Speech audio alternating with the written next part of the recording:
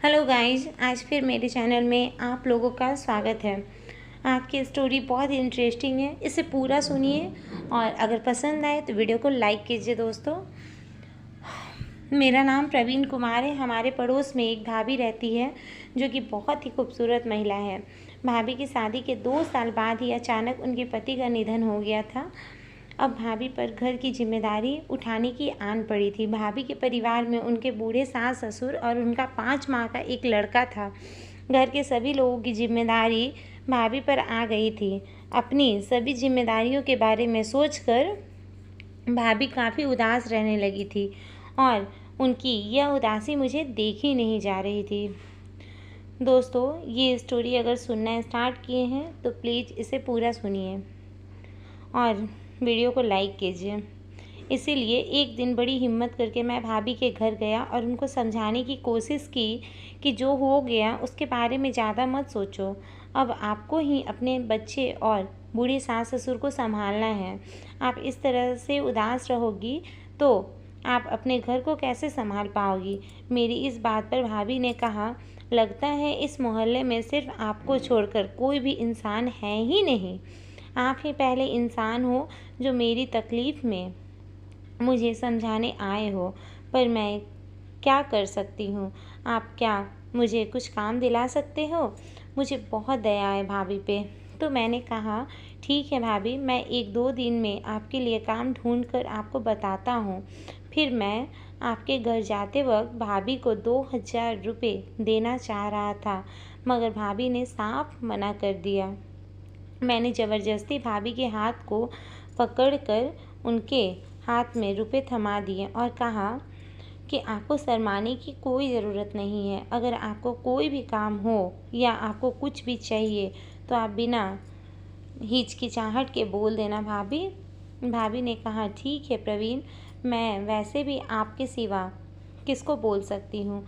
आप ही तो इस बुरे मोहल्ले में एक ऐसे इंसान हैं जो मेरी दुख और तकलीफ़ समझ रहे हैं और मेरा साथ दे रहे हैं और मदद करने आए हैं। बाकी लोगों को तो मेरी तकलीफ़ दिखाई ही नहीं दे रही है।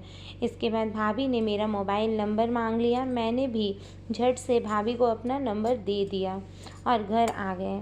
फिर मैं उस दिन अपने ऑफ़िस चला गया। ऑफ़िस जाते ही मैंने भाभी की सारी दास्तान अपने सर को सुना दी। सर भी बहुत ज़्यादा मायूस हो गए और भाभी की सारी बातों को मेरे मुंह से सुनने के बाद सर ने भाभी को काम देने का निर्णय लिया और मुझे तुरंत ही बुलाने का कह दिया। मैंने भाभी को कॉल करके बताया कि सर आपको अभी मेरे ऑफ़िस में बुला रहे हैं। भाभी ने सुनकर बहुत खुशी जताई और भाभी के पास मेरे ऑफ़िस आने का कोई साधन नहीं था, तो मैं ही बाइक लेकर उनके घर पहुंच गया। तब तक भाभी तैयार हो ही रही थी। मैं भाभी को अपने बाइक पर बिठाकर सीधा अपने ऑफ़िस लेकर आ गया। इसके बाद सर और भाभी की कुछ बातें हुई। सर ने भाभी का कुछ इंटरव्यू लिया। उसके बाद सर को भाभी का काम बहुत अच्छा लगा, तो भाभी को सर ने दूसरे दिन काम में आने को बोल दिया। अब भाभी काफ़ी खुश थी कि उनको कुछ काम तो मिल गया जिससे वो अपना परिवार चला सकती है। भाभी काम मिलने की खुशी में मुझे बार बार धन्यवाद दे रही थी। मैंने भी अब भाभी के साथ मजाक करते हुए बोल दिया, भाभी आपके लिए तो आपका तेवर कुछ भी कर सकता है। आप बोलो तो सही, ये नौकरी तो बहुत ही छोटी सी बात है। भाभी ने हंसकर कहा, जो आपने मेरे और मेरे परिवार के लिए किया है उसके लिए तो मैं सदा आपकी आभारी रहूँगी। बस एक बात और है कि आप ऑफ़िस आएंगे ना तो मुझे भी अपनी बाइक में बिठाकर लेकर आना जाना तय कर लीजिए, क्योंकि मेरा आने का दूसरी कोई साधन नहीं है। मैंने कहा, हाँ ठीक है ना भाभी।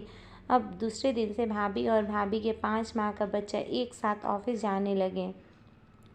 हम दोनों एक साथ ऑफ़िस से वापस घर आते थे और एक साथ घर वापस भी जाते थे।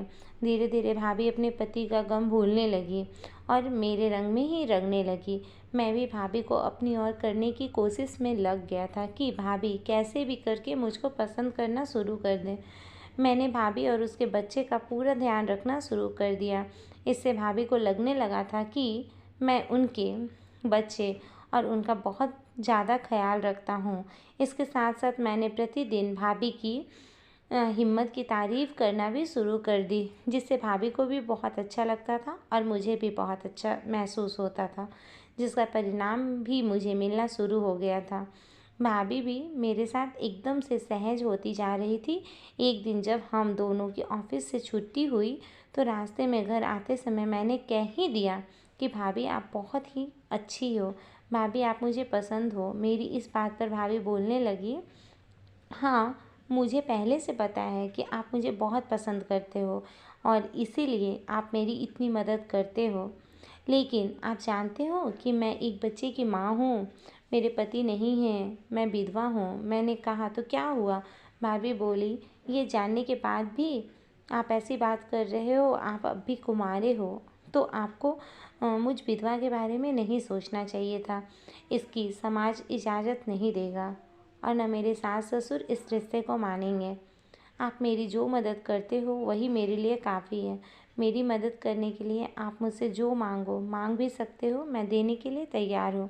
बाकी रही मेरी बात, तो आपको मेरे से भी खूबसूरत लड़की मिल जाएगी। मैंने कहा, भाभी मुझे आपसे खूबसूरत लड़की नहीं चाहिए, मैं कुछ नहीं जानता हूँ, मुझे तो फ़िलहाल आप चाहिए।